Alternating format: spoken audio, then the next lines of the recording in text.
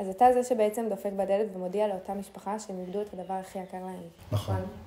אני חלק מצוות של 3 מודיעי נפגעים, שכן, עושים את העבודה הקשה הזו, נותנים את הבשורה המרה למשפחה שהוא איבדה את הילד, או שהילד או הילדה פצועים קשה, נהדרים. אני נועה יותם, אני קצינת נפגעים באגף התקשוב, אחראית על ליווי נכים. אני זיו יותם, אבא של נועה, מודיע נפגעים בזירת מרכז של גזרת תל אביב. עושה את התפקיד של מודיע נפגעים כמעט 30 שנה. זה תפקיד מאוד מאתגר. אנחנו מגיעים משגרת היום-יום שלנו. בדרך כלל אנחנו באזרחות, אבל בכוננות. בבת אחת עולים על מדים, מתכוננים לכל ההודעה, ונכנסים לתת למשפחה את ההודעה המרה, ומלווים אותה במשך שבוע שלם. הדפיקה בדלת זה הרגע הראשון, אבל אחר כך ממשיכים שבוע שלם, עם תאומי לוויה וביקורי ישיבה, מלווים אנשי צבא ואזרחים שבאים לבקר את המשפחה. אני לפני זה הייתי מש"קית ת"ש בשירות שלי, ובעצם זה שאבא שלי במערך, זה ממש השפיע עליי, על ההחלטה שלי. בחרתי להיות קצינת נפגעים, כי ראיתי את המשמעות האדירה שבזה, וראיתי איך הוא מגיע הביתה כל פעם מהמילואים, וזה תמיד נמצא בבית. המודיעים אצלנו הם כולם אנשי מילואים. לוקחים בכוונה חבר'ה קצת יותר מבוגרים ובוגרים שיהיו מסוגלים להתמודד עם הסיטואציה, שעברו דבר או שניים בחיים. אז ספרו לי על החוויה שלכם בתפקיד בתקופת המלחמה.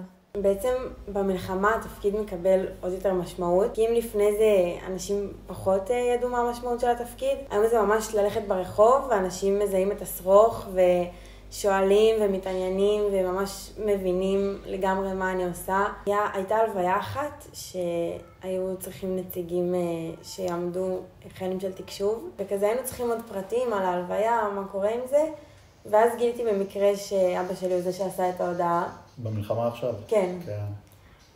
ואז הוא ממש נתן לנו פרטים, ממש עזר לנו. כשהיינו קצת עבודים כזה, אז פתאום נפל האסימון שהוא זה שעשה את ההודעה.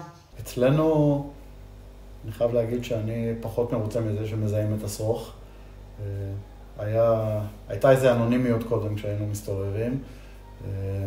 המלחמה תפסה אותנו, כמו את כל העם, בהפתעה גמורה, הקפיצו אותנו מיד, והימים הראשונים היו מאוד קשים ומאתגרים. היו אלפי אזרחים הרוגים, מאות חיילים, היו הודעות שיצאו אחת אחרי השנייה בכל הארץ, גם בגזרה שלנו.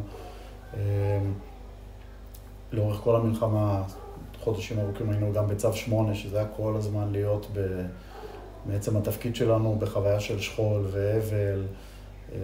היה מאוד מאוד מאתגר. מצד שני, זה אנשים שעושים את זה כשליחות, מאמינים במה שהם עושים, מנסים כמה שאפשר לרכך את המכה למשפחה, להעביר את הימים הראשונים עד שהמשפחה מעכלת את האירוע קצת יותר טוב.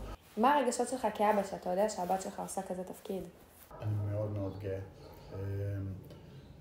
אני יודע ברגעים לפני כמה אמפתיה צריך, כמה אכפתיות למשפחה, כמה אנושיות בשביל לטפל באנשים, זה ללוות אותם אחר כך שנים רבות, ואני מאוד גאה בנועה שהיא לקחה על עצמה את התפקיד הזה. תפקיד לא קל, זה קצינות נפגעים, אנחנו עוברים את זה שבוע מאוד אינטנסיבי, אבל שבוע, והן ממשיכות עם זה ברמה יומיומית, זו העבודה שלהן.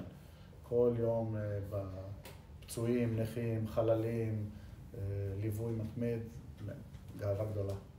אני רציתי ממש לעשות תפקיד משמעותי, ובאמת בזכות אבא שלי אז היה לי כל הדרך, כל המסלול של הקצונה, שזה מסלול לא פשוט.